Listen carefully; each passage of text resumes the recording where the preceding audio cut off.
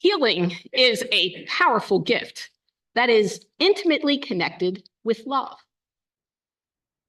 Gary Zukov, an American author and spiritual teacher, puts it this way.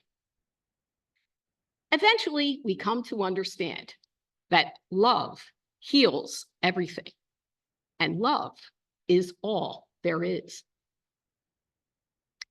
An energy of love saturates our gospel today. In the woman's desire for wholeness, in the healing power of Jesus that surged into her being, in the woman's telling of her whole story, and in Jesus's compassionate listening. This morning, we will talk about how our world is saturated with healing love in many forms, and what will help us to receive and offer that energy of love to others. I want to begin by offering two qualities that I believe help us draw deeply from this healing love. The first is noticing. It's important that we take a long, loving look at who and what surrounds us. When we do, we can allow the energy of love that permeates all to soak into our being. As examples, think of a smiling baby, the sounds of families playing on the beach, the feel of the warm breeze on our skin, the roar of an ocean wave, the soft texture of a rosebud. Gazing, absorbing, and reflecting help us notice the presence of healing love that enfolds us.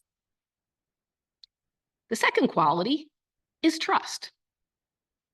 To share our whole story as the woman in the gospel did, we need to trust the ones who receive it. Whether we choose to share with a counselor, spiritual guide, trusted friend, or larger group, trusting they will receive our story with compassion and integrity is key to our healing.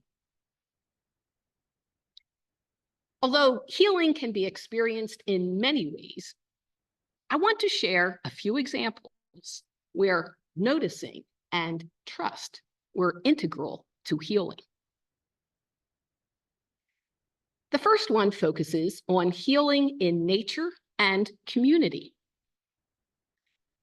Last month, the Philadelphia Inquirer highlighted a story about Cindy Ross and Todd Gladfelder, who in 2014 founded River House, a nonprofit that takes veterans into nature for healing through hiking, biking, kayaking, and camping. Prior to this, Ross, who is an artist and writer, had interviewed veterans who were hiking off their war trauma. This experience brought Ross and Gladfelder, who had been avid hikers and backpackers for years, to start the nonprofit and lead hikes for veterans.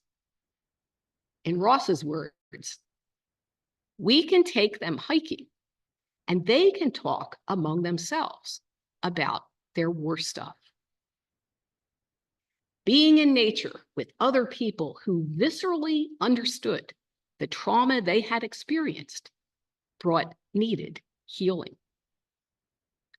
One of the veterans, Mike Peterman, said this: I spent a lot of time in inpatient treatment at the Veterans Administration. And when I left, I was all by myself again. There was nobody that understood me anywhere.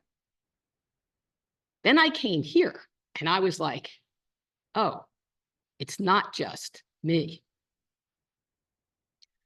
Ross and Gladfelder had created a space that allowed these veterans to tell their story, to trust they would be accepted, and to notice how nature healed them and touched their soul. As it turns out, a few years ago, Gladfelder suffered a serious spinal injury, and the veterans decided to return the favor and help Ross and Gladfelder with outdoor work and other projects.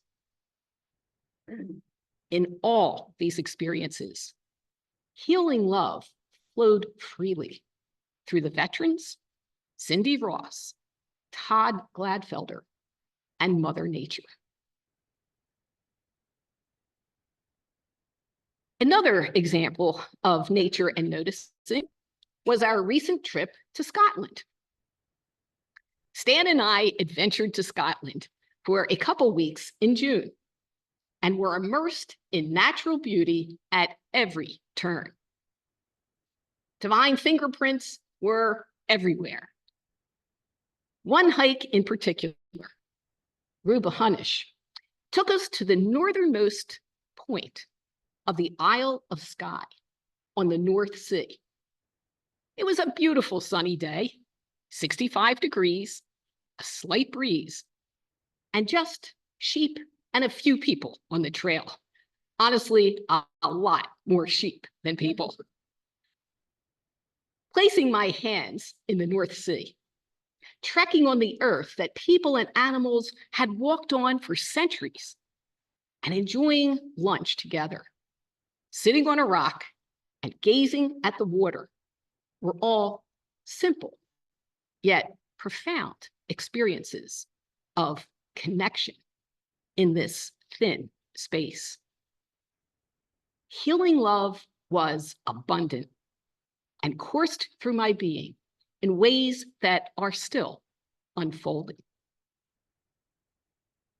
For all of us, in whatever circumstance we find ourselves, nature, ever present, invites us to notice her beauty, allow it to reach deeply into our being, and trust in her healing love.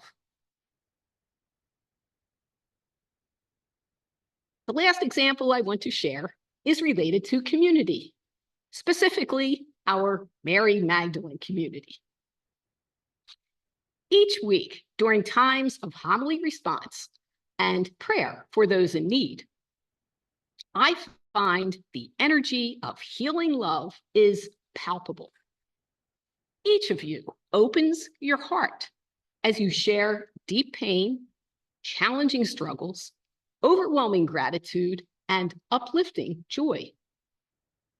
The deep sense of trust that our stories will be lovingly received and compassionately held allows us, in the words of Macrina Wiederkehr today, to be open to grace and vulnerable to God's mercy. Some community members also meet monthly for Reiki Share for Peace.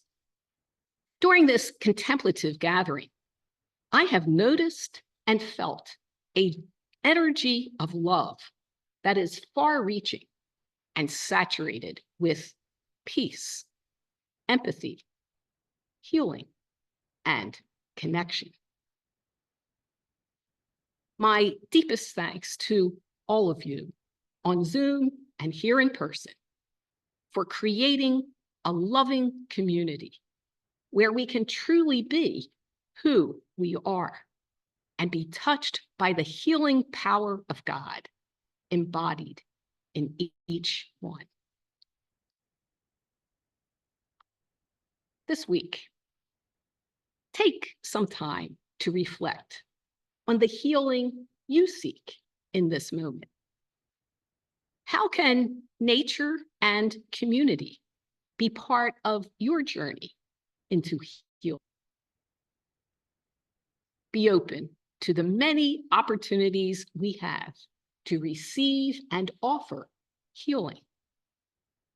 And know that the Holy One is embracing us in every moment.